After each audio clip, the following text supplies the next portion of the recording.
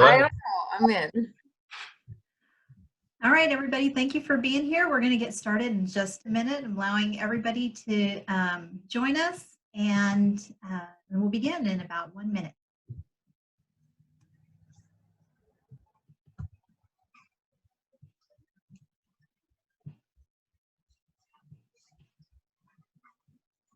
I was trying to read your shirt backwards. Sick. Aw.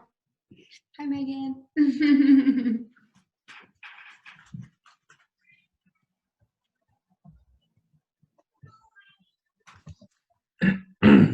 All right, and let's go ahead and begin. Good evening and welcome to our Southwestern Book Club series called Let's Talk About It. This semester, our series is dedicated to topics focused on and around the science of sustainability. Today, our discussion will be over the book Nature's Best Hope, A New Approach to Conservation That Starts in Your Yard by Douglas W. Tallamy.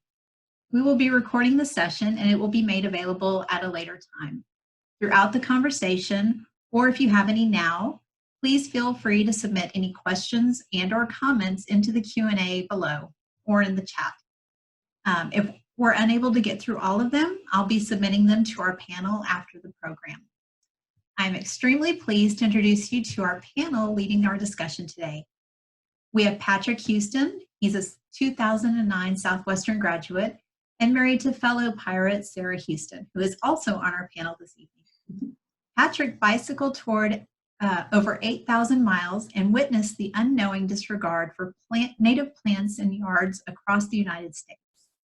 Prior to reading Nature's Best Hope, he purchased a property in Texas and built a tiny house out of mostly salvaged materials and cultivated native Texas plants on this property. They've seen native birds, snakes, pollinators, and other species call their land home, and in the short time, they'd cohabitated in that space before moving to Memphis, Tennessee. Patrick currently serves as a Shelby County firefighter. Sarah Houston, Patrick's Southwestern sweetheart, is the Associate Director of Education and Outreach at a research center in the University of Memphis. In 2016, Sarah and her husband set out on an adventure with a purpose. Through the video program Wonder Like Water, they used bicycle touring to connect YouTube viewers with water science. The project caught on quickly and their audience spans 50 countries with over 500,000 views. Sarah's work embodies the need to integrate communication and education in all aspects of water management. She graduated with a Bachelor of Arts in Political Science and a minor in Communications from Southwestern in 2011. She's pursuing a Master of Science part-time at the University of Memphis. Rachel Blakesley is a manager of national corporate partnerships at Teach for America and a lifelong social and environmental justice advocate. She holds a Bachelor of Arts degree in International Studies from Southwestern University in 2011 and a Master of Science in Marine and Environmental Affairs from the University of Washington. Her master's research focused on water quality and security issues in both remote regions of the circumpolar north and underserved European areas throughout the United States. Her thesis work exposed environmental equity issues around lead toxicity in the drinking water of Seattle's public schools and headlined on the front page of the Seattle Times. She currently resides in Anchorage, Alaska, and spends her time recreating with her husband, daughter, and dogs in the stunning mountains and waters of the ancestral lands of the Dena'ina. I'm sorry. Dena'ina. Okay. It's a hard one. Yeah. And Greg Mast is the garden manager at the Central Texas Food Bank, where he manages a 1-acre urban farm pairing food production for hunger relief with gardening education to promote self-sufficiency and healthy lifestyles. With 15 years experience and the intersection of organic agriculture, nonprofit program management, public education, and urban sustainability, Greg's vocation is to curate spaces and experiences where people can build and strengthen positive connections between their food, bodies, and the land. Greg received a Bachelor of Arts in Environmental Studies and German from Southwestern University in 2005, a Master of Science in Geography from Texas State University, and is an International Society of Arboricultural Certified Arborist. He lives in Austin with his wife and his 2 sons. I'm pleased to bring to you the panelists for this evening. And I'll send it over to you, Greg. Well, hello, everybody. To my fellow panelists, it's nice to meet you, and to those tuning in, thanks for taking some time to consider an important topic, right? So I have to kind of kick off this conversation by admitting that I was very skeptical of the book, just from the cover, okay? And I'll tell you why. It says nature's best hope, and there's a lot to unpack there. You know, some questions I had. Well, what is nature, and does it need hope? I will say over the course of reading the book, I came to understand what Tallamy, I'm not really sure how to pronounce the last name, Tallamy, what he was trying to get across seems to be a pretty simple concept, which is that if you have the plants that caterpillars need, then you will have more birds. And in the context that it seemed that he was writing about, which is most maybe urban, suburban, or peri-urban landscapes east of the Mississippi, I found that to be a very compelling argument to say we need to plant more native plants and to remove non-native plants or non-indigenous plants, and to do that in order to support a healthier bird population. I did leave with some questions that I'd be very curious to hear some of the other panelists speak to, which, you know, really, what is nature? Because I did feel like he kind of glossed over some of the other considerations here about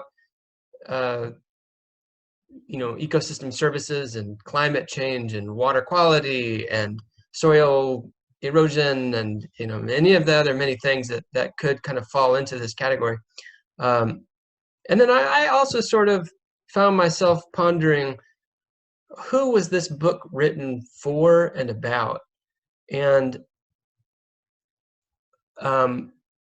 like placing the perspectives and interests of those people who I would say maybe are like, and it's, you know, affluent white property owners, which I aspire to one day be an affluent white property owner. Okay. But to place that as the best hope of nature seemed at least a little tone deaf and maybe kind of problematic.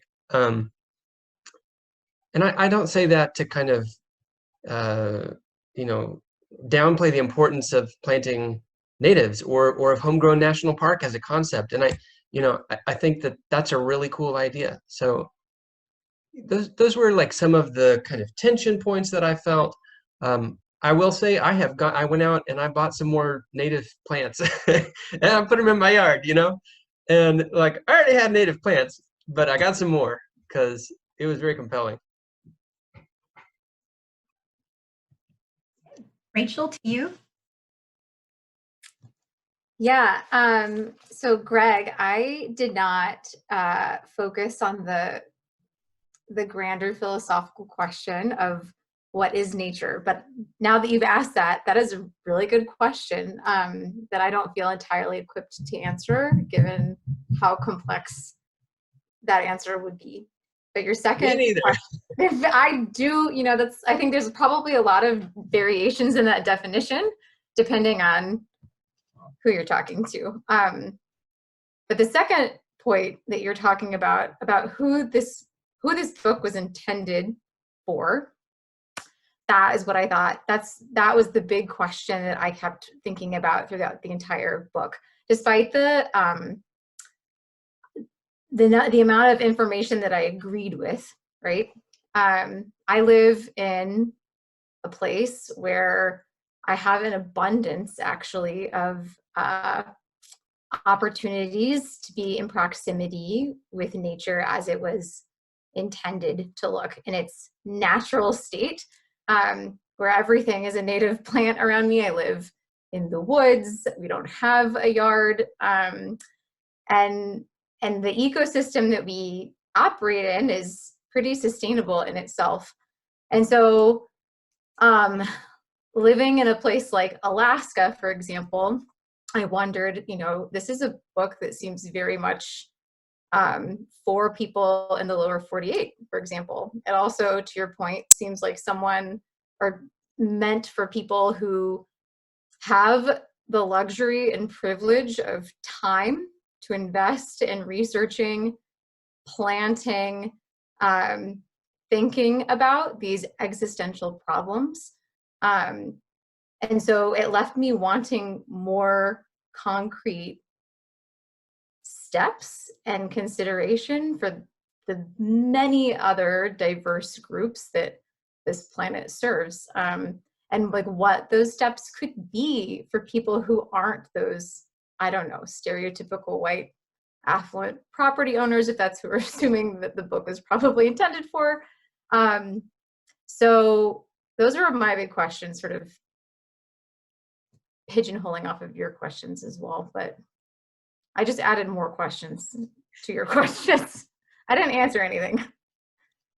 Yeah, it definitely seems, I mean, like if you're in Alaska surrounded by native plants, like what are you gonna go plant another one? I mean, there's 40 million spruce trees, so you're gonna plant another one. But it's not like we aren't untouched by the effects of a degrading ecosystem worldwide. I mean, climate change affects Alaskans, directly every single day. We have permafrost erosion, and we have massive wildfires, like things that are like global effects that very much are still, present in our daily lives. But yeah, like what does someone like me do? Or what does like a kid who lives in the Bronx do, who's surrounded by concrete jungle and lives in like a teeny tiny shoebox apartment and doesn't have access to, participate in this like amazing homegrown national park solution? Does that mean the kid just sits around and says, okay, well, someone else is going to fix the problem for me?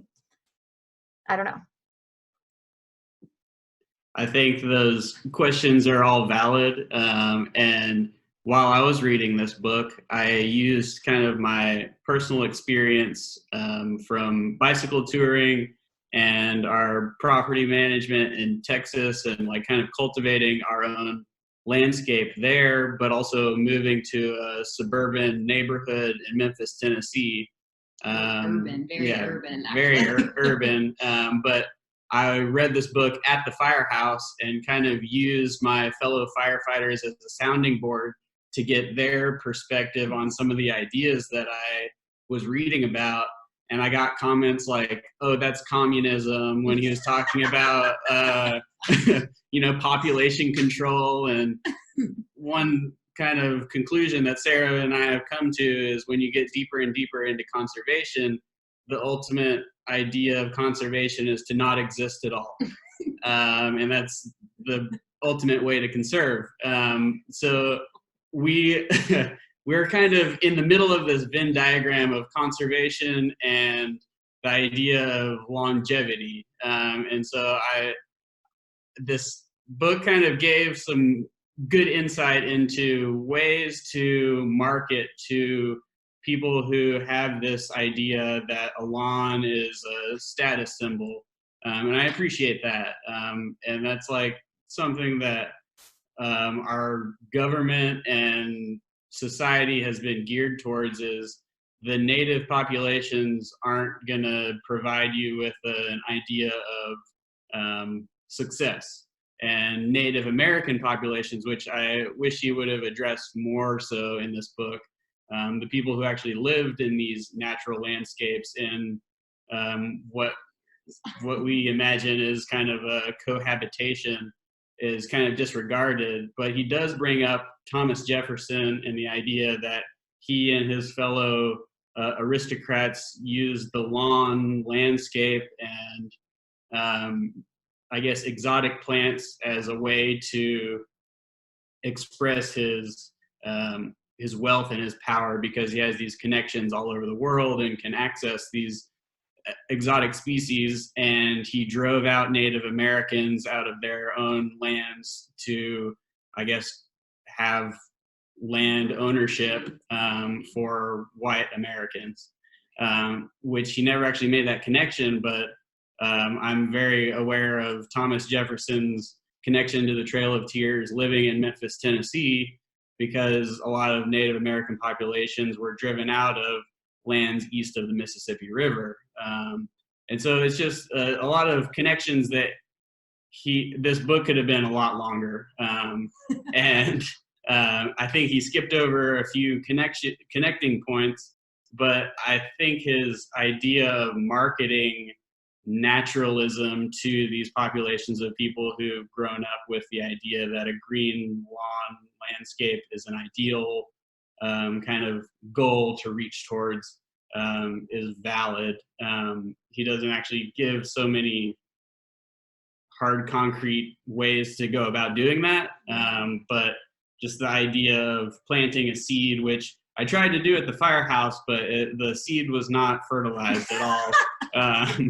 Our job is like immediate, we're solving problems right now in the immediate right now. It's not long-term healthcare by any means. It's how can we solve this now? And so I don't think a lot of people are in that mindset. But being in quarantine, I think people are spending more time in their own personal space, and the idea of cultivating your own natural habitat is a good one. Yeah, I want to say I love how Southwestern this conversation has already gotten, because I was very critical at the beginning of reading this too. I feel like that's something that a lot of Southwestern graduates have. They have like a critical lens on a lot of the information that we take in, and they also have that interdisciplinary kind of approach to things. And so, to Greg's original question about, what is nature? This definitely doesn't get at the ecosystem services and the co-benefits, by replacing a lawn with more native vegetation and, more potential for soil infiltration, stormwater retention. There's so many co-benefits beyond just habitat for insect populations and bird populations. So there's a lot of potential for, that nature within that he really just kind of would like touch on in like a sentence or two, and then like get deep into, just native bird populations, which I think depending on who your audience is and to go to that, I definitely think this is written for the affluent homeowners. The bird watchers, people that have free time, the retirees, and one stat that I remember reading in the book that I've been aware of before, but I think recently there'd been some Landsat studies that have seen that turf crops and actual lawns are now the #1 largest irrigated crop in the United States. And so I'm just thinking about all this fresh, clean drinking water that we're just pumping onto these invasive grass species that has this root zone that's about this deep and is really doing not much of anything for anybody. And so, I think that was like one sentence in the book. And like, as a water nerd, I could have like written a whole book just on that topic. So I think there was a lot you could, delve into within that. But again, like I was actually talking to a colleague today who used to work at the Botanic Gardens here in Memphis, and moving from Austin, where, LBJ or Lady Bird Johnson Wildflower Center, that's all natives and a few adapted species, but mostly native plants, to Memphis, where their Botanic Gardens is almost all foreign and invasive species, and even their plant sales. I was like, oh, where are the Tennessee natives? They're like, oh, it's in this little tiny section over here. I was like, oh, that's all we got going on over here. And so like she was saying that, I was telling her I've been reading this book, and she's like, oh yeah, all the ladies from the garden club just love Douglas Tallamy. So, he has a audience, and he's known as, very well-known ecologist. And so I think, there's the potential for that changing of minds, changing of behaviors to a specific population. I don't think you can write a book like this and expect it to, you know, have big strides in every population that picks it up. You know, because he's really trying to get a specific change to happen, people to take out, you know, ornamental and non-native species and replace something. And that takes money, that takes time, that takes knowledge. So there's really going to be a relatively small population, but as far as like the localized benefits, they could be pretty widespread. So, you know, I like how we're all very critical in a productive way about it. And so, you know, I think that people that are tuning into this, you know, hopefully y'all, you know, maybe have non-native lawns or things that where you can think about, you know, maybe there's some plants you could replace. And if you're in the Austin area, I want to definitely plug Lady Bird Johnson Wildflower Center, because it's a really great resource for the Central Texas region. And yeah, I'll leave it at that. We had a question that was submitted beforehand. And the question is, who or what exactly is Nature's Best Hope in Tallamy's book? I'd like to kick off, if that's all right with the other panelists. So I think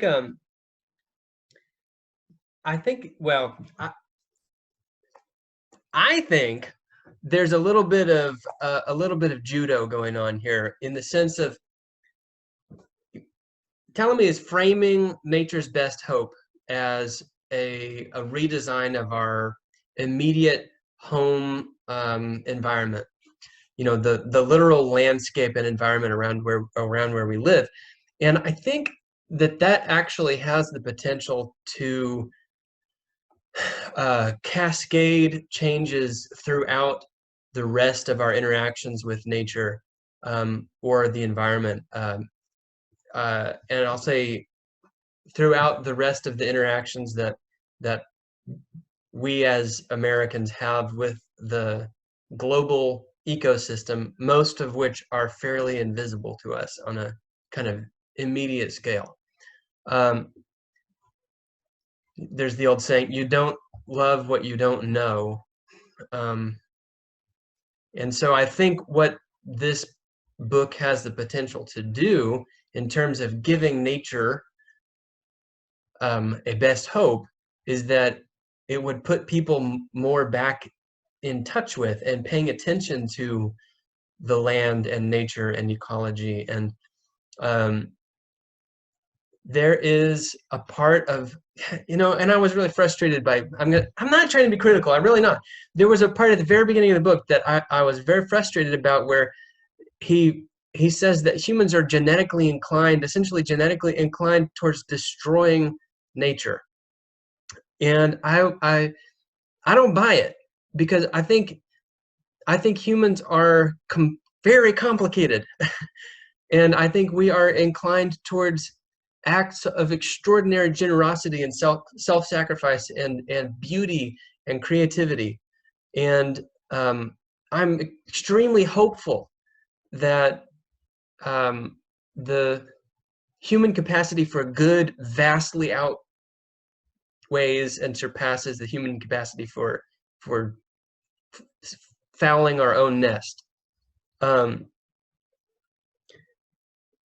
But only if we're aware of it and pay attention to it. I'm a parent. I have 2 young children, and I would do anything for them. I love them dearly, and I want them to live in a world that is clean and healthy and safe, but also beautiful and exciting and interesting. And I have seen how they are when they go out into nature, and I'm using capital N nature, and that could be the invasive golden bamboo forest behind our house, or it could be, you know, the most well taken care of, you know, botanical garden or national park. I mean, honestly, their favorite place to go is this terribly eroded ditch, because it cuts down through several strata, and we can go hunt fossils and dig through pyroclastic clay. That's nature. they love it. And that gives me hope, because even my 6-year-old understands the web of connections, right? And that's because they're surrounded by it all the time. And I'm going to stop talking now. So.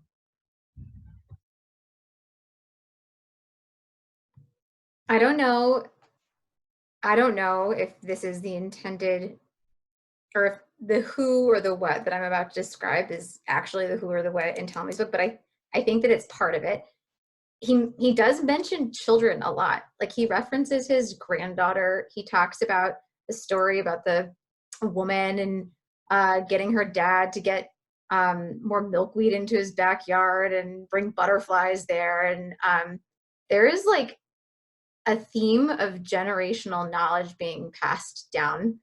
And to me, at least as a reader experiencing this, and as a mom who also has a kid who loves to be outside and to be messy and is her most creative best self outside, to me that felt like the most obvious answer to the who is nature's best hope.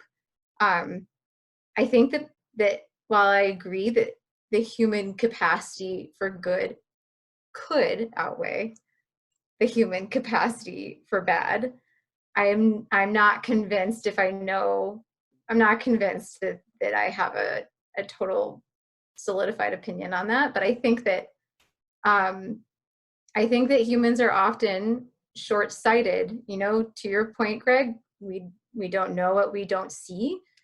And also it's as if our capacity to think beyond our limited bubbles or lifespans, it's like we aren't programmed, we don't have the ability to understand things that are so complex and large, maybe because of cultural norms or the way we've set up our societies or enclosed ourselves into, you know, mundane daily routines. I don't know. And I don't think it's a one size fits all. I don't think they're all people are like that, but I do think it is hard to understand the impact that you have on the world, and to care about it, not because you don't. I mean, there's in his frequently asked questions in the back. Did you guys read those? Where he was like, one frequently asked questions, I don't even like birds, so why should I care? Who says I don't like birds? I don't think I've ever encountered people say, okay, well, you live in Alaska. We live in Memphis, Tennessee. People are like, bugs are gross,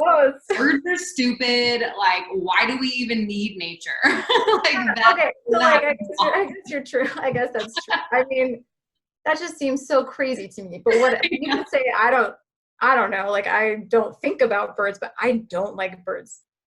Weird. But I mean, I guess in that sense too, you know, people living in Alaska, it's like a destination vacation spot, sort of, to what he alludes all the time. Nature is this place that you go to and you visit it for a while and then you go back. And here it's this rarity that we live in it all the time, like all the time, are very, very cognizant of the most minuscule changes that happen on a daily basis and season to season. But when people come here to go adventure or visit, you know, it is like oh cool, we're going to take some pictures, and gross, yeah, cool, you have, you know, the wildness of Alaska, but there are bugs, you know, and bugs are gross, and the grass is itchy, and the, you know, the best plants you have, the non-invasive plants, the native species, are, you know, some of them are brittle and they aren't pretty to look at, or they don't feel good when they touch my skin or I stand past them. And to learn how to appreciate those things and then actually love those things takes exposure, and the willingness to be exposed to something that is uncomfortable, I think is I think that's the fundamental downfall of human behavior often, but is also where we tend to have our greatest learning moments. So to me, the people that are the most open to being exposed to new things are children. So to me, that is how I interpret, like, who is literally the best hope are kids.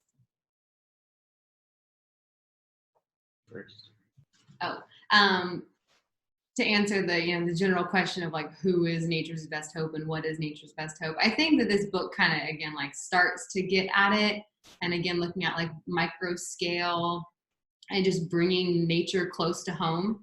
I think that can do a lot to, I think Greg kind of touched on this, like can do a lot to start to influence people's awareness of their, you know, place within the natural world.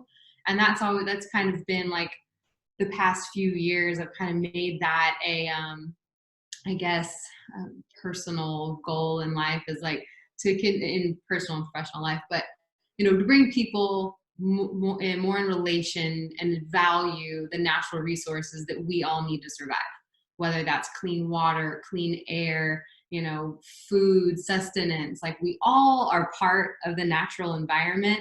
And, you know, when you live in a city or a suburb that is manicured and sculpted and, you know, you don't really see how you are a piece of that outside world, that place you go to visit. And so I think that this book, The Nature's Best Hope, I think it's a kind of an overstatement that, you know, changing your lawn to natural plants will, you know, reverse all effects of climate change and, you know, a lot of the major degradation going on around the world. But I think, you know, it's been shown, you can look at bajillions of different studies, but, you know, affluent populations are the largest consumers of natural resources.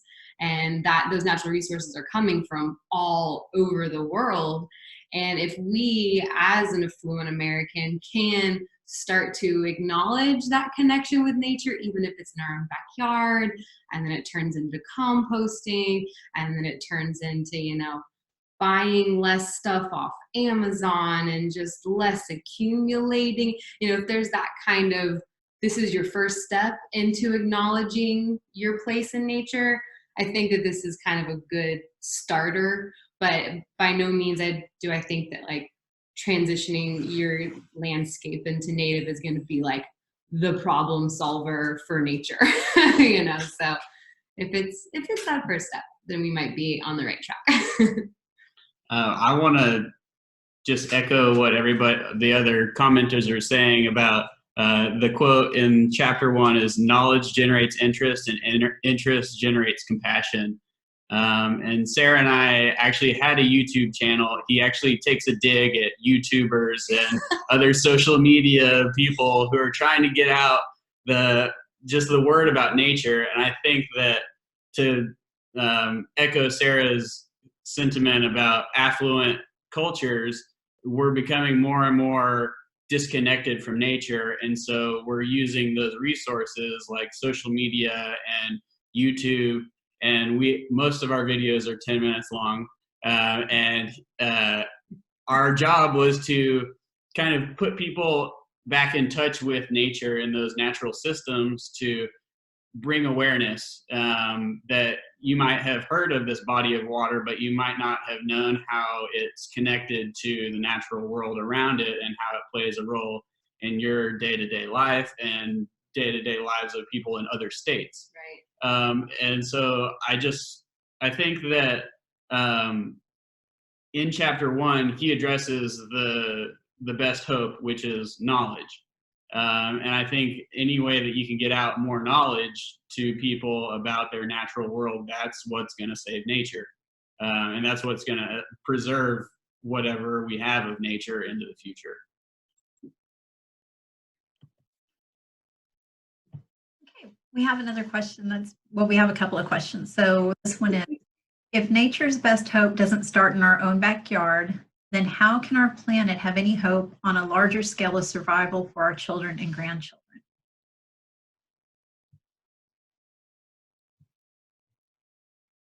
Dun, dun, dun. I mean, I think if you're talking, you know, again, to us, to Americans of a relative affluence, you know, I think to a certain extent it does start in your backyard, in your daily life and your daily interactions. You ask that same question to someone living in a village in, you know, Bosnia. I mean, they're going to have an answer to that. They probably already very much in tune with their backyard and their landscape and might be, you know, cultivating food that they will eat that day. You know, so I think that question is going to resonate differently with where you ask it. But to that point, you know, again, it depends on who you are, where you are, and what you know about. And I mean, I think that something interesting that correlates well with, you know, Greg's job being working on a working farm, an urban 1 acre like working farm. And I cannot tell you the thousands of acres that we rode our bikes past that people were just sitting along on, riding lawnmowers and just chugging away, and just, you know, all this carbon blowing up into the air and cutting down this grass that had zero purpose. Sure, they come back through with a bunch of fertilizer and chemicals. And it's like, you know, what if they use their 2 acre lawn? I mean, I can't so much. Lawn mowing is a hobby So in the United States. But it's like, you know, what if that person turned a quarter of that into, you know, even pollinator food if you're not going to actually want to like garden. But, you know, like, I think that is a starting point for some people. So, I mean, I wouldn't want to knock that as a potential, you know, first step for nature. Ditto.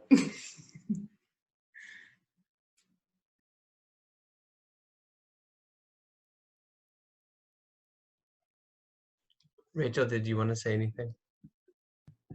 Oh, no, I mean, well, sure. I'm just reflecting on your answers. I mean, I just totally agree. And also, yes, lawn mowing is definitely a hobby. You think how many people, it's like, oh, the after work pastimes, you grab a beer and get your lawnmower out. And cigars hanging out Yeah. of the mouth. So many. Yeah. Yeah. The people who've really made it, who have the ones that you can literally ride in instead of push. I think my answer to that question is similar to Sarah's, in that there is not like a either or like a one size fits all answer. It can be like a both and, you know, for native populations, you know, like native tribes, which we have a lot of in Alaska, for example, you know, that is their daily way of life, is based off of subsistence living in super remote areas that cannot be accessed. We don't have a lot of road systems here. So in terms of proximity to nature in their backyard, like, they're already trying to live in harmony with what they have, and are very much impacted by forces completely beyond their control. And so I think there is this question of a localized grassroots approach, you know, bottoms up, start in your backyard if you have one. And then there's the other question of, you know, large scale policy that I think that this book doesn't touch on, that is also a huge component. You know, in places like Seattle, where I lived, like, people are super environmentally friendly in their minds, but they live sandwiched together in a concrete jungle on steep hillsides where, you know, they get their organic produce from their local farmers market and drive their cars around, and all their pollution runs straight into the sound. And the salmon are disappearing, and the whales are dying, and the impacts are spreading everywhere. And so to that sense, like, there's like large scale policy. That's where it also has to start at the same time, you know, like shipping vessels and the way we consume things around the world. I think it's like a both and, not a either or. Yeah, that would be my response to the question of, if, you know, the question being, if nature's best hope isn't in our starting in our backyards, where can it start? And I think I don't want there to be a dichotomy between, you know, you can either do gardening and, you know, promote habitat, or, you know, you care about these other things. And I think it has to be, honestly, it has to be both, and also the things that we haven't thought of yet. I will also say I have a lawn of non-native grass, and I love it because it's really nice to sit on, and I can play soccer with my kids, and I don't really feel that bad about it, because frankly, I don't do a lot of fertilizing or anything. It's just grass growing. But I have an electric lawnmower, and I buy renewable energy, and I drive an electric car, and I eat a lot of organic, locally grown foods, and I recycle, and I take cold showers to conserve energy, and you're also not going to spend a lot of extra time in a cold shower, so it saves water. And ultimately, you know, and I literally write to my senators telling them what I think about environmental issues. And ultimately, I think all of those kinds of things have much more significance than whether or not I have 1,000 square foot of grass to play with my kids. And I will go further and say that if you have a 2-acre yard, probably you have access to financial and political capital that could be expended in other ways to protect nature. And it is very, very tempting to spend all your time and energy focusing on immediate solutions to problems. And I am 100% guilty of this, right? Like, my job is growing vegetables in the middle of a city. Like, it's very tempting, and it's probably also not the most effective way of giving nature a hope.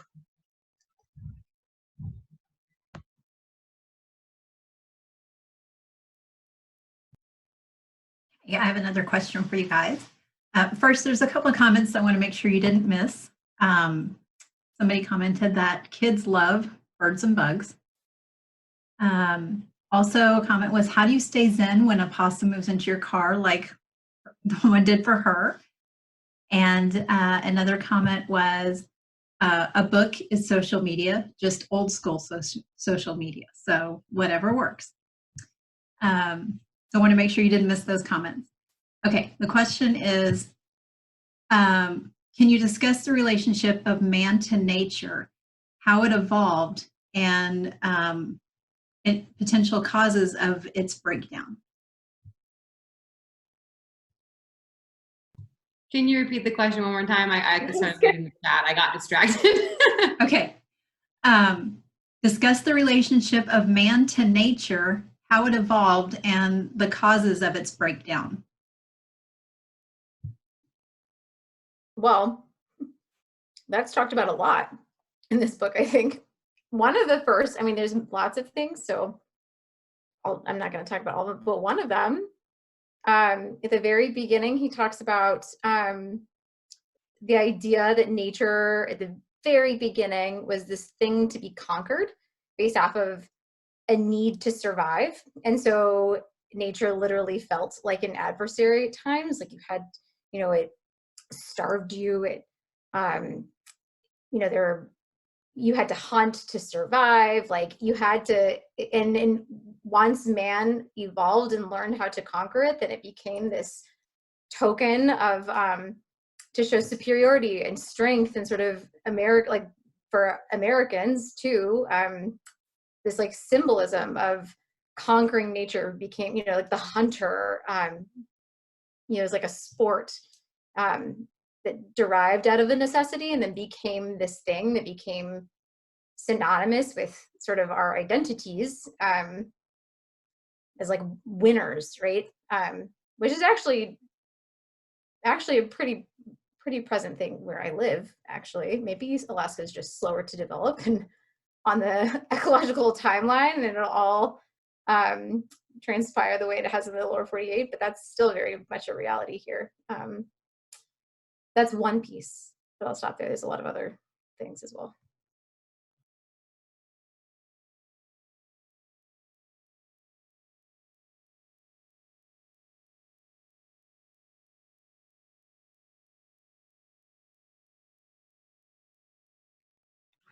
I just want to continue along those lines where nature has been a force that we've tried to conquer and to craft into something that we can live in, because as humans we are not top predators in the sense that we have fangs or claws or defense mechanisms. We have brains. And I think that goes into the idea that he mentioned that our evolution was to craft our landscape to be able to spot predators from long distances so that we could survive. And I think that like our brains are our best hope and our downfall at the same time. We think we're doing the right thing in the moment, and yet our innovation and technology is something that we kind of fall back on, and we think, oh, well, the nature is going to, you know, disappear, but we have the technology to overcome those obstacles and can, you know, persist even if nature doesn't exist. We'll just 3D print those trees and they'll provide us oxygen, or 3D print food or organs or whatever we need. And, you know, our brain is our ultimate, you know, survival mechanism, if you will. And so I think that allowing nature and the natural processes to exist without our influence is something hard for us to grasp and coexist with. And that was something that he didn't really speak on as much, was, you know, again, like that, the Native Americans' perspective and history, you know, specifically to this area. And, you know, they were, you know, caretakers and tenders to the land, in the sense that there was prescribed burns. There were times where they would, you know, try and clear areas to enable the, you know, the buffalo and the bison to reach areas they normally wouldn't be traversing, to expand their hunting grounds. And so, you know, there was techniques that humans, you know, we're all humans, used. But I think it just, you know, it was bringing in this outside perspective that, you know, became colonization, and this is conquering mindset that really just kind of pulled us away so drastically from this understanding that there you are cohabitating with the land. So that was something I wish he would have given a little bit more credit to, that there was a lot of knowledge that was passed down generationally, that was oral histories, that was a lot of knowledge that was native to this land and did exist, but we pushed it away and confined it to little tiny swaths of land, and, you know, just lost a lot of that knowledge that I think we, you know, are starting to have to like recreate. And, you know, him being a professor, and, you know, that ivory tower scenario. Now I work in academia, so I'm learning a lot more about, you know, about that sector. And, you know, unless it's a published study, it's not real. It's not true. And so that's something that I feel like, you know, again, for his audience, taking his experiences and his knowledge, you know, that is truth. That is what we need to go with. It's something that we've kind of missed the mark on as humankind. But it just kind of is the state that we are in now. And, you know, it's I wish we could reverse the clock and go back and ask native populations, you know, what were some of these cultivation methods? What were some of these native plants that we ate, that we consumed, that were in our backyards? But, you know, we can't do that. So it's, how do we, you know, where are we now, and how do we move forward? So, you know, I think that there's,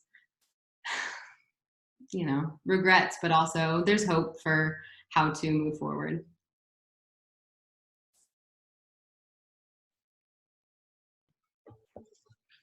Is anybody going to answer this awesome question? I'm curious. Yeah.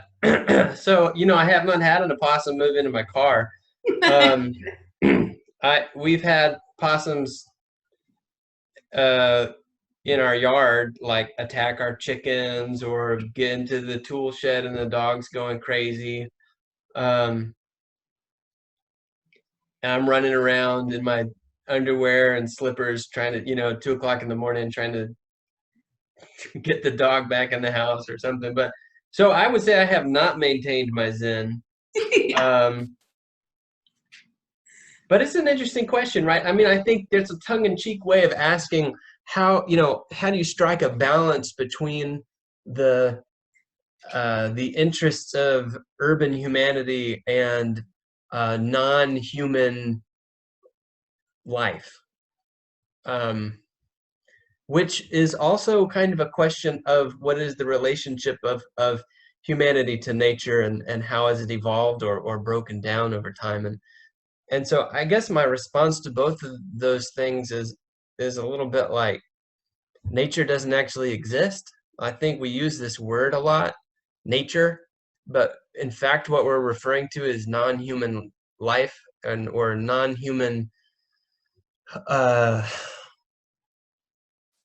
non-human biogeological systems and processes. And to separate humans from everything else is kind of stupid, because we're not separate. So in my opinion, the relationship of humanity to nature is that we are nature, right? We're animals. We bleed, we eat, we breathe, we go to the bathroom, we have hair. We are really special animals. And we have an extraordinary impact and responsibility, which is new and also not new. Okay, I'm a fairly like religious person, and if in my tradition, if you look back at the oldest stories of the nature of humanity, it says humans are special and they're powerful and they have a relationship of unique responsibility in the world. And also, we're quite prone to screwing that up. So, I don't really have a good answer there, right? Other than to just try and forgive yourself and try to always be better than you were last time. All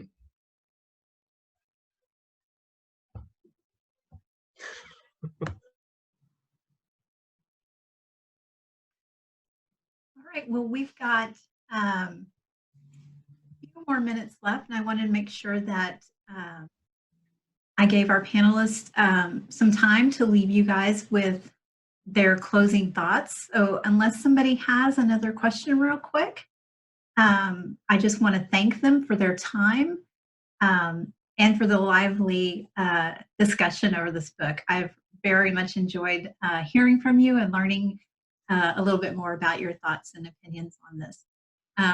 Somebody did put in here that it may turn out that pirates are nature's best hope, and I think that's a wonderful way to end this discussion. So with that, I just want to once again thank you all for your time, and let you have a minute to leave us with your thoughts. Thank you.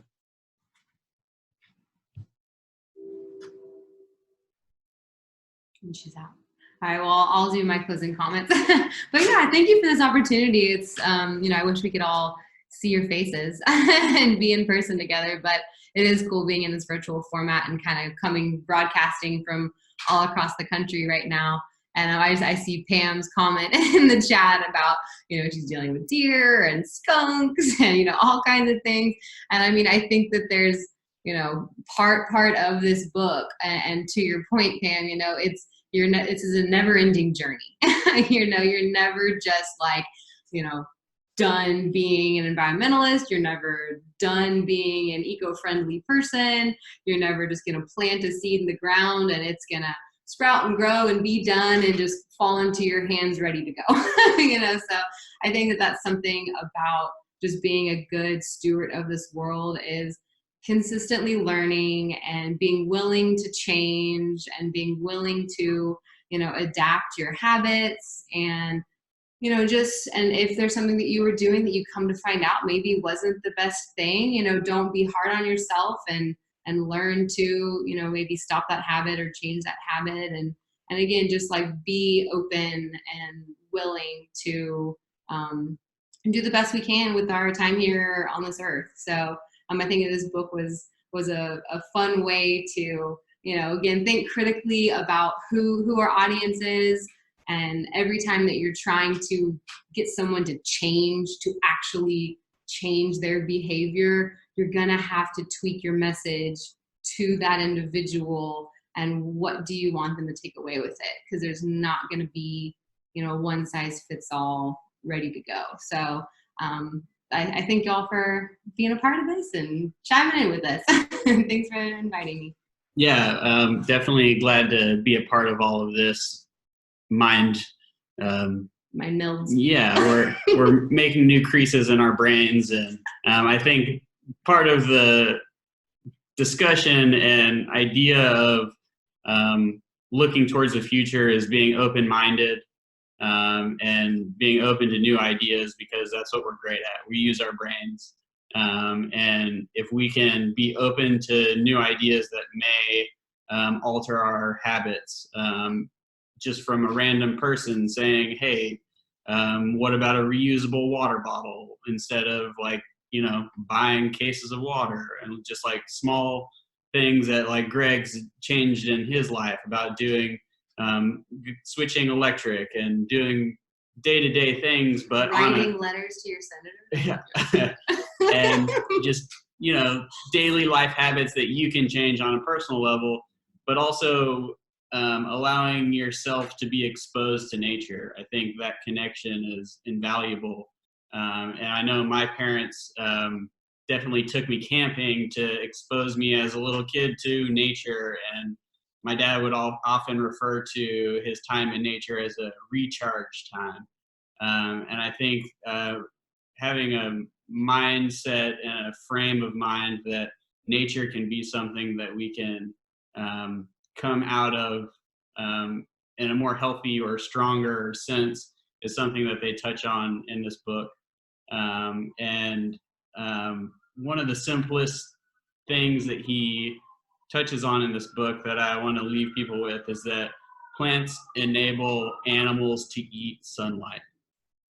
That just exploded in my brain, and I think it's our connection to this giant web of nature that he talks about, but we're consuming energy, and you have this connection, and I think that it boils down to something incredibly simple. So just kind of seeing your place in nature is important, and having an open mind is also invaluable. So thank you guys for having us.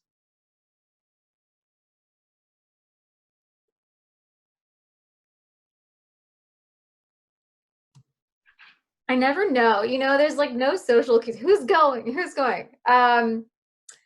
Yeah, so I'll just echo literally everything that's already been said, but I think that just thank you for the opportunity to be here. I think the fact that anybody who's here on this call, listened to this call, who read this book, shows there are people who care about this subject, regardless of whether or not you have all the answers, which obviously none of us have all of the answers, but caring counts. Caring counts. And even if you're not doing all the right steps or you make mistakes, right? People, and even beyond just trying to persuade other people, which can also feel exhausting. I think there's a lot to be gleaned from learning through observation. And I think, humans are social creatures, and people are always watching one another and always paying attention to what other people are doing. And I think just the little steps that you take as an individual often have a much bigger ripple effect than you probably will ever realize. You might not get the satisfaction of knowing the full scale of your impact, but just knowing that that's how we operate as social creatures, that people pay attention, and people might be learning a lot from you just through observation, and hearing what you're talking about and seeing what you're doing. And the mere act of being on a call like this, or reading a book like this, or thinking about stuff like this is hopeful, and I think that makes you a good steward and citizen of this planet. So yeah, I really appreciate this opportunity and the time I got a mom break and got to talk about stuff that I care about. So yeah, thank you.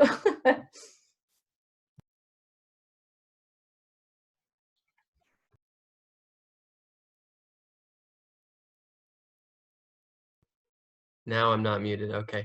So this is my work email. I just shared it into the, oh, no, I need to do it to everybody, not just the panelists. Okay, so I want to send out my work email because I actually check it. And I don't always check my personal email. If you're in Central Texas and you want to come out to the gardens, drop me a line. Come on out. It'd be cool. I'd love to show you around. Plant oak trees. Okay. Plant native trees. Plant flowering trees and shrubs. It's really, really cool to watch all of the different insects coming to visit them. You know, he mentioned 4,000 species of native bees in North America. There's over 400 of those in Texas alone. And I'll tell you from personal experience, watching the native shrubs, things like a golden ball lead tree or a Texas sage, agarita in the springtime, huisache. I mean, it is amazing to see the diversity of insects that visit these things, and it's just gorgeous and fascinating and lovely. And if you have the space to do it, plant native flowering trees and shrubs. Nice talking to y'all. All right. Well, thank you guys so much for being here. I really appreciate it. Our next book will be coming up in early March, and that one will be The Hidden Connections, A Science for Sustainable Living by Fritjof Capra. So once again, thank you guys and have a good evening. Bye.